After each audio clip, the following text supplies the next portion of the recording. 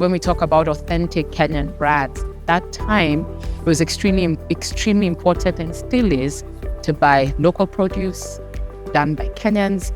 And if you look at the history of Java, Mama Ngina was even an art gallery.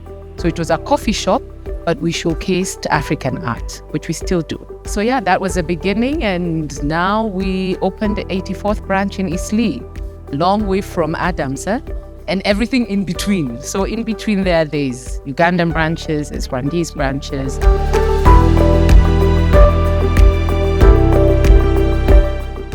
One of the challenges when you talk about building a truly Kenyan authentic brand is not so much that we serve ugali or we serve chapati or we serve skuma.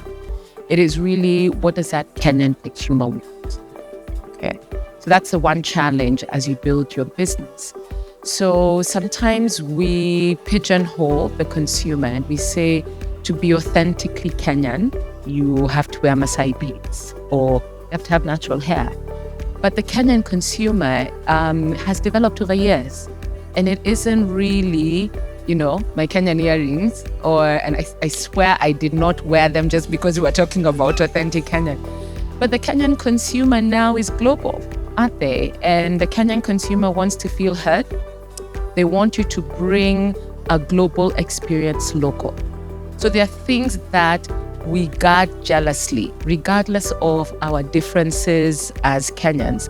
We are actually quite patriotic. I don't know if you guys feel it sometimes, yeah? It's like when KOT goes after someone tell Nigerians or someone tell Ugandans. At that point, we are Kenyan and we guard some things very jealously.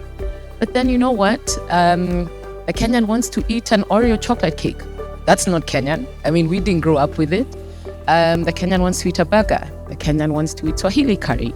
So it really, when you talk about that authentic brand, it is built in Kenya for Kenyans. So the question for you guys is, what is that Kenyan consumer looking for?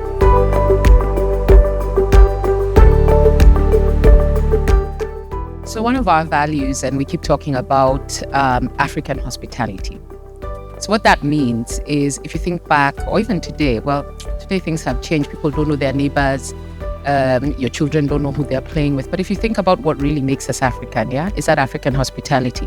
If you go into somebody's home, it doesn't matter whether you're lactose intolerant, you will drink that tea. You know that thing? And they give you a lot of milk and a lot of sugar.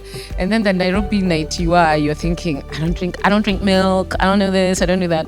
But when you go to somebody's home, you drink, right? And so one of the things for us is African hospitality, and the other tagline is your home.